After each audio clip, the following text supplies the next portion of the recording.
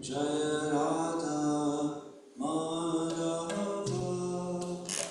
Kunja Vihari Jaya Radha Madhava Kunja Vihari Jaya Radha Madhava Kunja Vihari Jaya Radha Madhava Kunja Vihari Gopi Jana Vallabha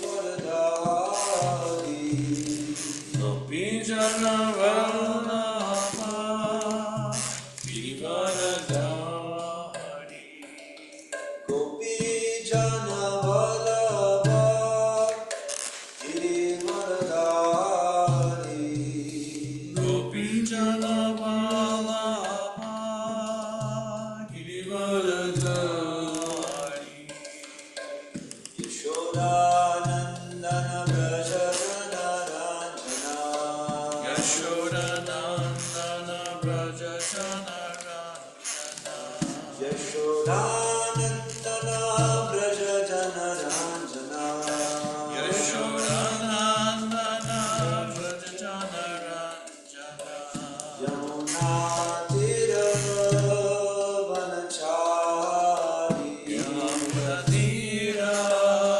Vanachari Yamuna Tira Vanachari Yamuna Tira Vanachari Jai Radha Madhava Kunja Vihari Jaya Radha Madhava Kunja Vihari Jai Radha Madhava Kunja Vihari Jaya Radha Madhava Kunja Vihari Gopi Jana Vallabha Girivardhari Gopi Jana Vallabha Girivardhari Gopi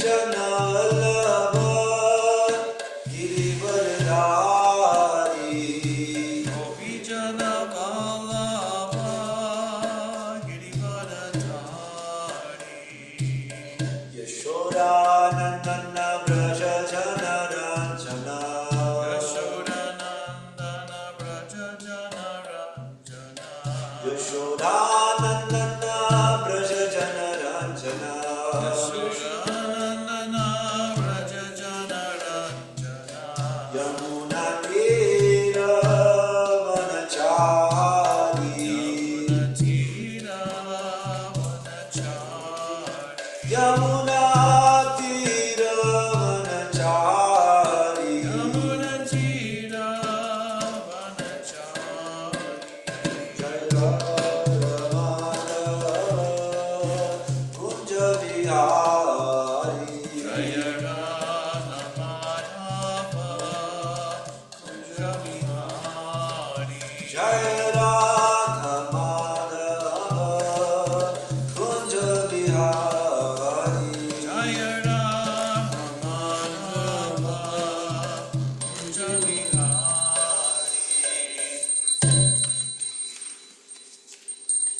Om Namo Bhagavate Vasudevaya Om Namo Bhagavate Vasudevaya Om Namo Bhagavate Vasudevaya Om Namo Bhagavate Vasudevaya Om Namo Bhagavate Vasudevaya Om Namo Bhagavate Vasudevaya Srimad Bhagavatam, Canto 3, Chapter 24, Text 11. Prabhu, it's not on the screen. Okay. Yeah.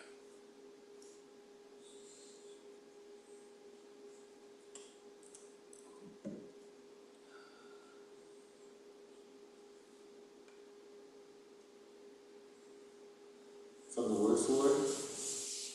Sabhajayan Sabhajayan Vishuddhena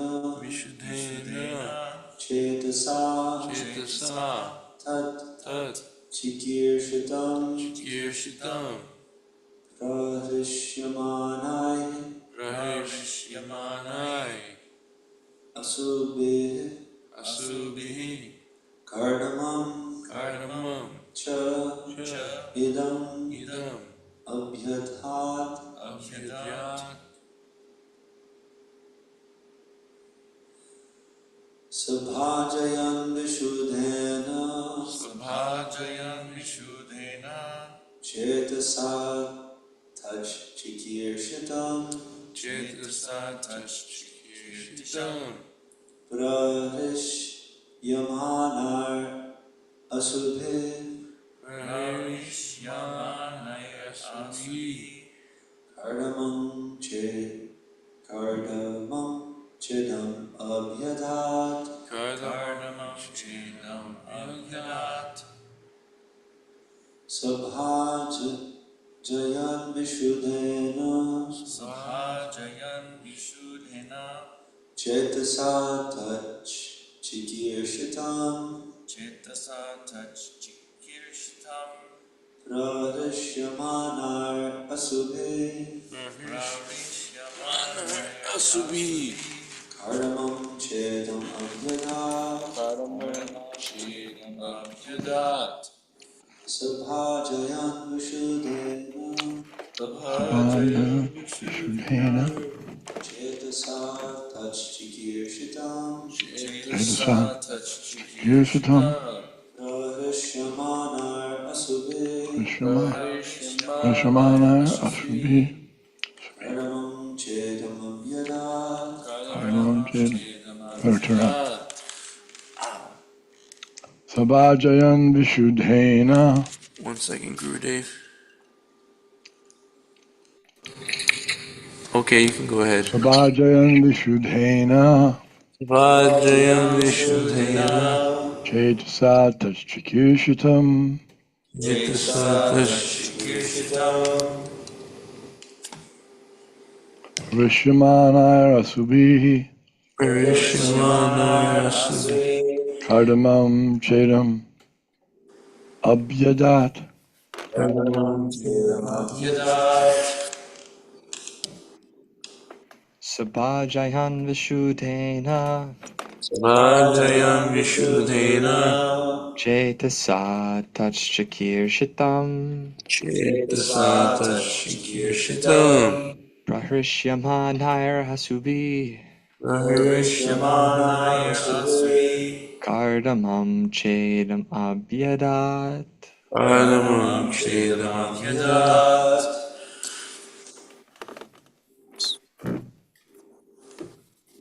Sabhajayan Vishuddhena Vajayam Vishuddhena Chetasa Chikirshitam Chetasa Chikirshitam Praharshyamanairsubhi Prahisyamanai Asubhi Kardamam Chedam Abhyadhat Kardamam Chedam Abhyadat Sabhajayan Vishuddhena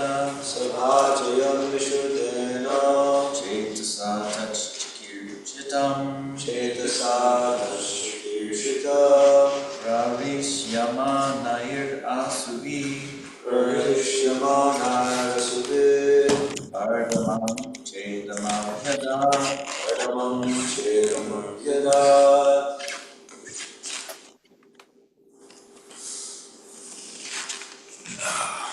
Chetasa Sabhajayan Vishuddhena Sabhajayan Vishuddhena Chetasa Chikirshitam Chetasa Tach Chikirshitam Prahisyamanai Asubhi Prahishyamanair Asubhi Kardamam Chedam Abhyadat Kardamam Chedam Abhyadat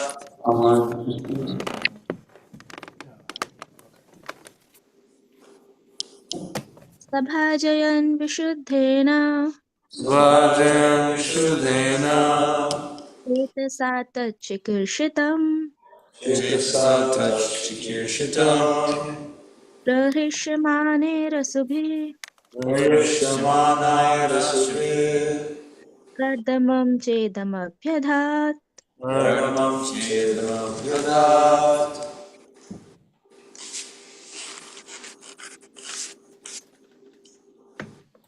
Sabhajayam Sabhajayan Worshiping Vishuddhena Vishuddhena Pure Chetasa with a heart Tat of the Supreme Personality of Godhead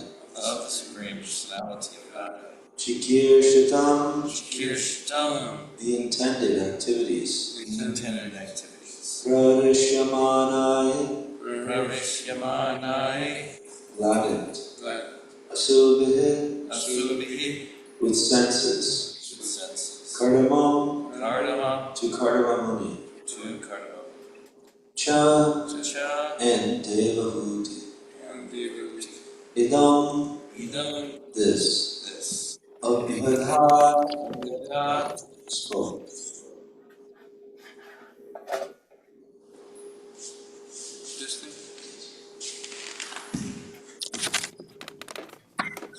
Translation.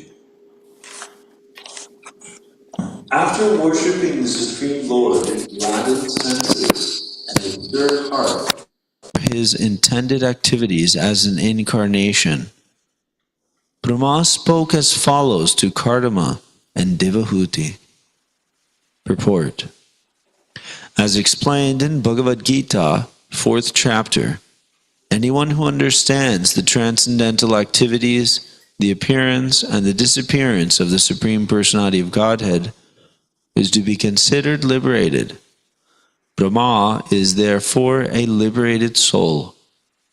Although he is in charge of this material world, he is not exactly like the common living entity. Since he is liberated from the majority of the follies of the common living entities, he was in knowledge of the appearance of the Supreme Personality of Godhead, and he therefore worshipped the Lord's activities with a glad heart. With a glad heart, he also praised Kardama Muni because the Supreme Personality of Godhead, as Kapila, had appeared as his son. One who can become the father of the Supreme Personality of Godhead is certainly a great devotee. There is a verse spoken by a Brahmana in which he says that he does not know what the Vedas and what the Puranas are, but while others might be interested in the Vedas or Puranas, he is interested in Nanda Maharaj, who appeared as the father of Krishna. The Brahmana wanted to worship Nanda Maharaj because the Supreme Personality of Godhead as a child crawled in the yard of his house. These are some of the good sentiments of devotees. If a recognized devotee brings forth the Supreme Personality of Godhead as his son, how he should be praised. Therefore, Brahma not only worshipped the incarnation of Godhead Kapila, but also praised his so-called father, Kardama Muni.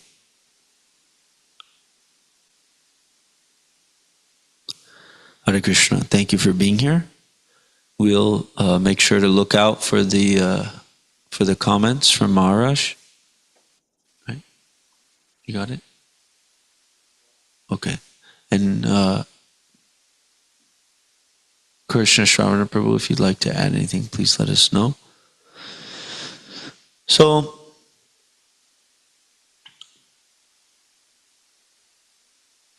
here we have the demigods are actually celebrating the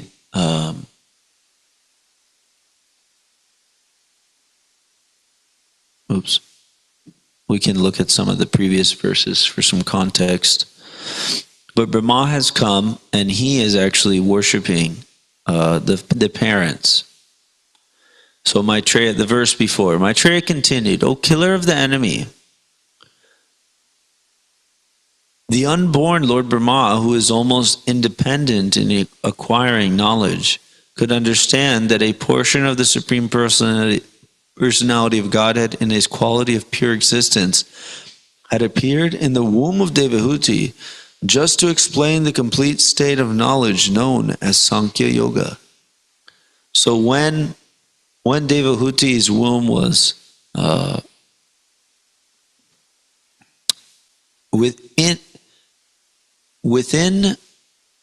when the Supreme Lord Kapila Dev was manifest within the womb of Devahuti through the semen of Kardama Muni, then the demigods were actually joyous, and they did singing and dancing to glorify the Lord's appearance, and they also were accompanied by Lord Brahma, who is glorified by Maitreya as the unborn and the one who is almost independent, Swarat. Swarat means that he is independent, and the idea is that he's not getting the knowledge from some... Yes? Fantastic.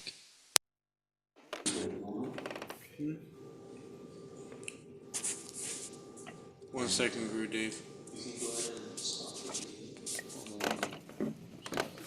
Okay.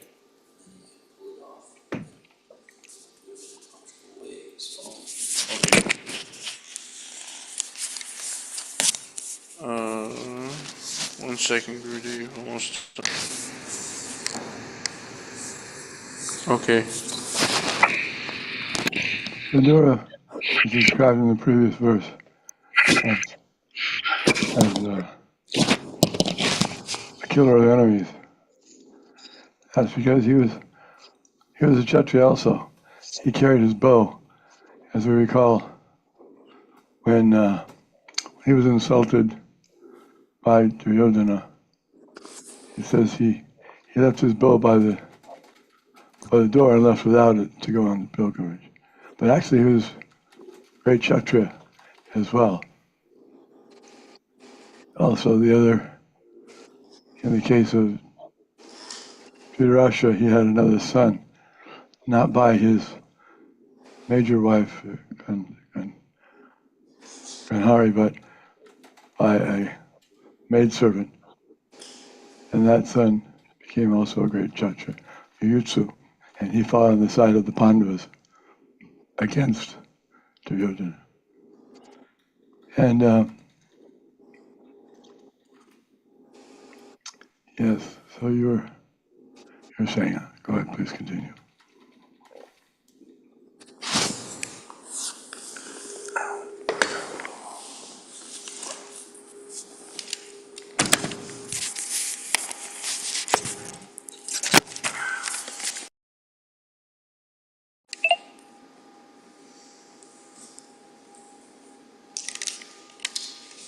So, thank you, Maharaj, for giving us some explanation of the name which Maitreya addressed to Vidura. And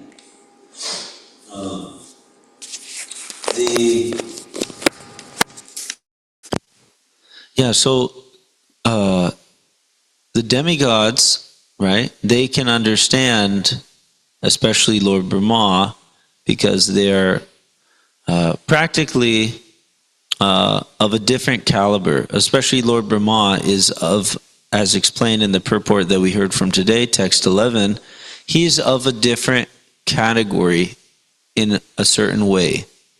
And this is because he understands the Lord. He understands the Lord's appearance and disappearance, therefore he's liberated. And a liberated soul, even though he is a jiva, he is jivan mukta. He is actually liberated from the bodily conception of life. And even while embodied, he is not bound in a similar way as the Nitya-Buddha conditioned entities who are still under the grips of material energy. So Lord Brahma was actually worshipping the Lord and glorifying his appearance, but he also worshipped the father and mother of the Lord. He worshipped Kardama Muni and as the father. And Prabhupada makes exclaims, if a recognized devotee brings forth the Supreme Personality of Godhead as his son, how he should be praised. This is an interesting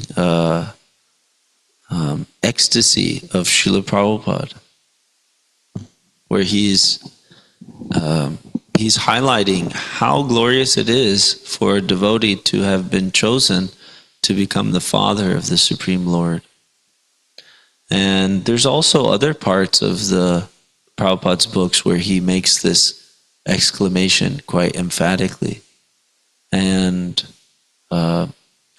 we understand that the Vaishnavacharyas in our line, we have utmost respect for Nanda Maharaj, Mother Yashoda, Shachi Devi, Jagannath Mishra, and as we know, Srila Prabhupada appeared on Nandotsava, the day that Nanda Maharaj celebrated the birth of his son. So it's very nectar appreciation that we have for the Lord and his. We have a comment.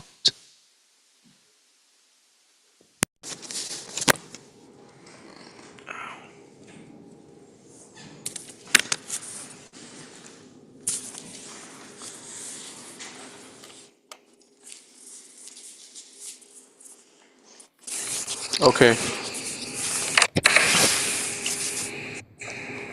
The question may arise, if one is supposed to give all of his love to Krishna, meditate on Krishna, give all of his love to Krishna, what about the devotees of Krishna? Does someone should have some love for the devotees also? The answer is yes, because the devotees, they're part of Krishna's family, part of Krishna's paraphernalia and his group. So you can't love the father without loving, or you can't love the sons or the daughters without loving the father. So love of Krishna includes loving all of Krishna's devotees and everything in relationship with Krishna. Ultimately, it includes loving everything also, because everything belongs to Krishna. So actually, one who loves Krishna, you can't say that he's an escapist, because he's giving his love to every living entity, and he's giving his love to every aspect, including the so-called non-animated aspects like land and sky. But because someone is loving Krishna, he has to love all the things that Krishna loves. Thank you.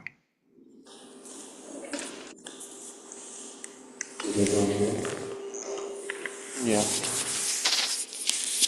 So if one loves Krishna, then one loves everything that Krishna loves.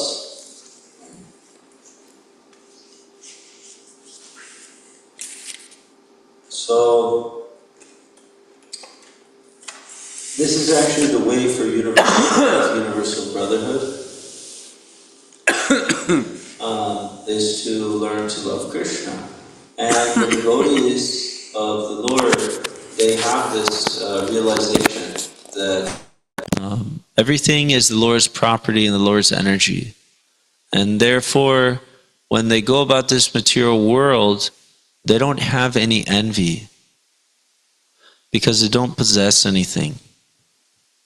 They know that everything is Krishna's, everything is of Krishna. And this is the only way to inculcate a consciousness of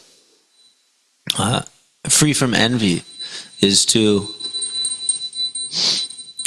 recognize that actually I don't possess anything, and even my very self is the property of Krishna. I myself am the property of Krishna. So then when we go around this world, we see here is Krishna's tree, here is Krishna's sun and Krishna's moon and Krishna's wind. This is Krishna's body. This is one. He's let me borrow it for the moment, but it's actually his property. And then one becomes a steward. This is a concept that's common, especially in the Western world, is stewardship, being a steward. And the idea is that it's not mine, but I have to take care of it. It's not mine, but it's my responsibility. And actually, even above that, it's my privilege. It's my opportunity for doing something for the Father. So this is mentioned even in some biblical passages. And Prabhupada would emphasize this a lot, that we cannot waste Krishna's energy, or rather, we should utilize everything in Krishna's service, yukta vairagya. And that's the real renunciation. One can say, no, I don't need a house anymore. No, I don't need a job anymore. No, I don't need money anymore. Right? And that's very good. No problem. Right? But somebody else is saying, no, I don't need this anymore. I don't need that anymore. Everybody is renouncing something according to their karma and their guna, their qualities. Right? Somebody says, no, I don't need any more puris in my life. Only chapatis from now on. Or I don't need any more dal. Only rice. Right? So the concept is, okay, very good, but it wasn't your dal. It wasn't your puris. Right? It's nothing is ours to renounce. So this is the concept. It's all Krishna's. So the real renouncer becomes yukta vairagya. Yukta vairagi means he takes that dal and rice and he uses it for Krishna. So he may say, no, I don't need it because for me, it's not for service. For me, it's not helping my service. So it's a sense gratification. So some may say, working this job, taking this money, having this XYZ material things, or somebody can say, using this phone, wearing this jacket, using this article of clothing, right? The concept is, I have to accept what's favorable for my devotional service and reject what's unfavorable. So then, if I use everything in Krishna's service by seeing everything in that lens, that it's not my property, it's Krishna's property. So if I can use it for being a better servant, then I'll keep it under my care. And if not, I'll let somebody keep it under their care. They can use it better. So this is one concept that comes from this point, that when we love Krishna, then we learn to love everything. And when we love everything, then there can be no envy. We don't hate anything. Raga, dvesha. Actually, we are bound by two things in this material world: hate and attachment. What is that attachment? That attachment, raga, means that we want to enjoy it for my pleasure selfishly. Right? We want to falsely possess something in this material world, whether it's subtle or gross. We're also possessing, and we're getting some subtle sense pleasure out of possessing identity. I am X, Y, and Z. I am very good at this. I am very good at that. Well, what is actually good at that? What abilities are we actually, we're possessing those abilities, right? But actually those abilities belong to this body. And this body belongs to Krishna, right? So how can I possess? But I'm stuck in that. Unfortunately, I'm stuck in this, possessing some subtle objects of the senses, subtle sense objects, and I'm getting pleasure. But actually nothing is mine. And this is described by Queen Kunti, akinchana vittaya, that akinchana vitta, that Krishna becomes the only property of those without any property. When we say, nothing is mine, Krishna, only you, right? Actually, Prabhupada writes that as soon as we say, Krishna, you are mine and I am yours, then immediately we become on the transcendental platform. But we lose that grip. We lose grip of that real identity, that my only possession is Krishna, and I am Krishna's possession, as well as everything else in this world. Everything belongs to you, Krishna, but you belong to me. Right? But how do we belong? How does Krishna belong to us? Krishna belongs to us because He's our most beloved object of service and worship, not our order supplier. Not that we control Him and we manipulate Him for my, advancement in this temporary, fishbowl, swimming around here in this fishbowl and saying, okay, Master, give me this. And He gives me one little pellet and I become yellow. And then He gives me another pellet and I become with another fin. This is the kind of petty, thing that we get into the habit. At least we're asking the Master. At least there's some sort of a relationship, but it's immature. Just like a child. A child is immature when he is constantly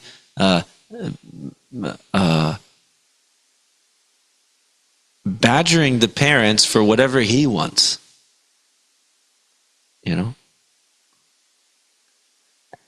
It's tolerated. It must be tolerated for some time. And at a certain point, then the child hopefully gets to the point where he says, you know what? I shouldn't badger my parents about all the things I want. I should try to do what they want me to do. Or at least I can make a compromise and I'll pretend like I'm not badgering them and I'll try to get what I want, but I'll do it in the way that they want. And then everyone's happy. But at a certain point, Lord Sri Chaitanya Mahaprabhu says that one is a foolish if he's trying to get material happiness and at the same time trying to worship me. And this is actually one of the offenses against the holy name, is that even after understanding so many instructions about the futility of material pleasure, right? We don't give up our we don't stop holding on to it and say,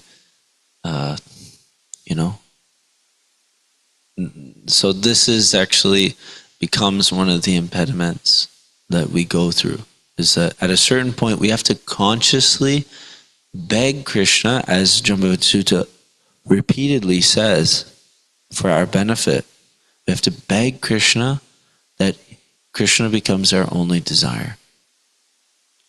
Right? So those are some points. All glories to Kardama Muni and Devahuti, the mother and father of Kapila Dev. And they're very amazing personalities. They've been teaching us so many lessons over the past few chapters of Bhagavatam. And I always wondered why I liked the name cardamom so much. Isn't it awesome? The spice. It's just an awesome word. It's just amazing. I just always thought it was so cool. Why?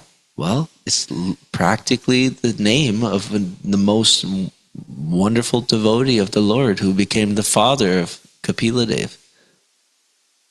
And we get that kind of benefit. We don't even know, but we're getting that kind of benefit all the time with the holy names, and they're all pervasive.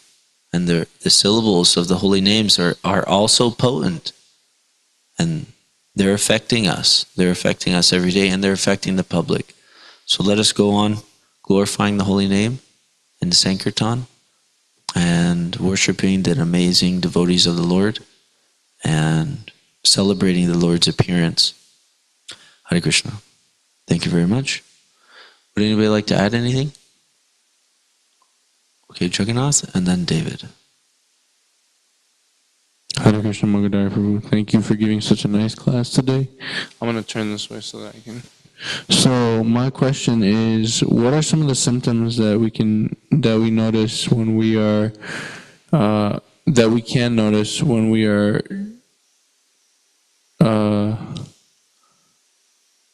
when we have an enjoying spirit? Yeah.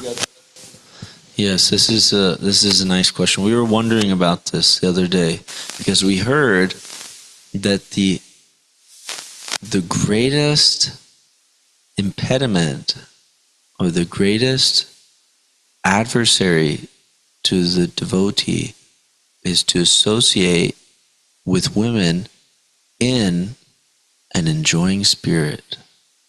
That consciousness, that association in that consciousness, right?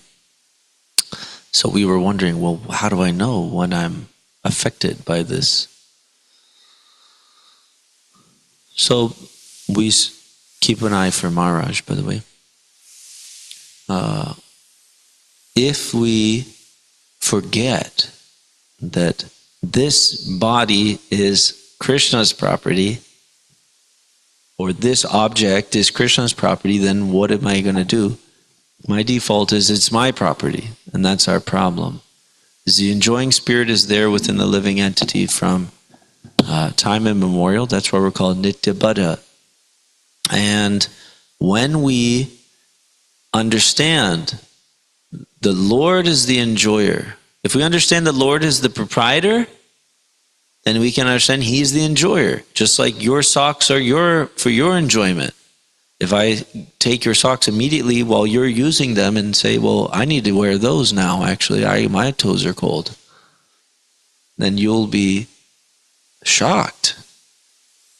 Say, this is out of turn.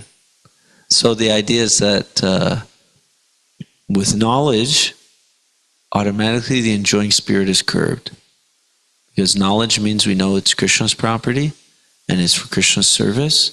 Therefore, I'm not meant to enjoy this body or this person or this object, this prasadam, or this kirtan, or the deity form of the Lord for my pleasure. I'm actually even enjoying it for Krishna's pleasure. What to speak of, that's even with transcendental things, what to speak of material things, things not. The idea is that Maya, it means when we forget that it's connected to Krishna. The thing about prasadam is that it's connected to Krishna even if we know it or not. But we can still approach those things connected to Krishna with an idea to enjoy them. But Krishna purifies us of that again and again. And so we have to continue the process. We have to continue associating with the pure, and we will also become pure. So we can also do some more research. It wasn't a very thorough answer. But thank you, Prabhu. Okay, Dr. David.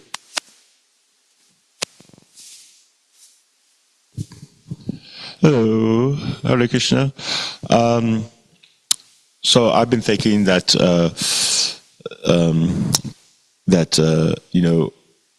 like who am I, what am I, all these things, right? From different perspectives. And so one thing I can be certain of, I have awareness, which Prabhupada teaches is symptom of the soul. Have awareness. I have experience. I experience my senses, and I know that what I experience, well, Krishna is the controller of senses, so he allows me or disallows me. There's been many times when I bumped my hand or something, and it didn't hurt when it should have. I barely feel anything, And so, where other times I barely touch something and oh, that hurts really bad. Why is that?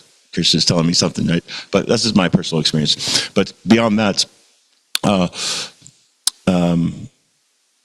so I imagine maybe it's shared, that sort of thing shared with, familiar with other, maybe in the scripture somewhere, I'm not sure. But then my question though is, beyond that, Krishna says that we have the right to act. We don't have the right to the fruits of the action because he's eternal. He's going to deal with that. We come and go, right? We can't deal with it eternally. So, right, that's my understanding. But so we have the right to act. We have the choice to do something, and so it's our choice to either be in stewardship or not be in stewardship, stuff like that. But the choice itself, the awareness, the experience, and the choice. Like those three things is what I've been like working on my core of like what I can for certain know that much is I know is true, and that God controls the senses of what I feel and what I don't feel. So beyond that, I'm not sure what my question is exactly, but there's some pieces there to talk on. I was originally going to just ask, we have the right to choose, right, but not the fruit of the action. So, that was what Krishna says. So, like that question would be like, trying to go along with what you were saying. I'm not sure, but there's something to talk about there. Thank you, Prabhu. Very nice. We do have a choice. We do have free will. We have a choice, but the ultimate highest factor in every action is the Lord. So he's ultimately the permitter, the sanctioner, and the controller, but we also are a part. And there's 5 scientific factors of action described in the Gita. So we can go more into that. Thank you, everybody, for your time. Srimad Bhagavatam ki jai, Srila Prabhupada ki jai, all glories to the Sama devotees. Hare Krishna.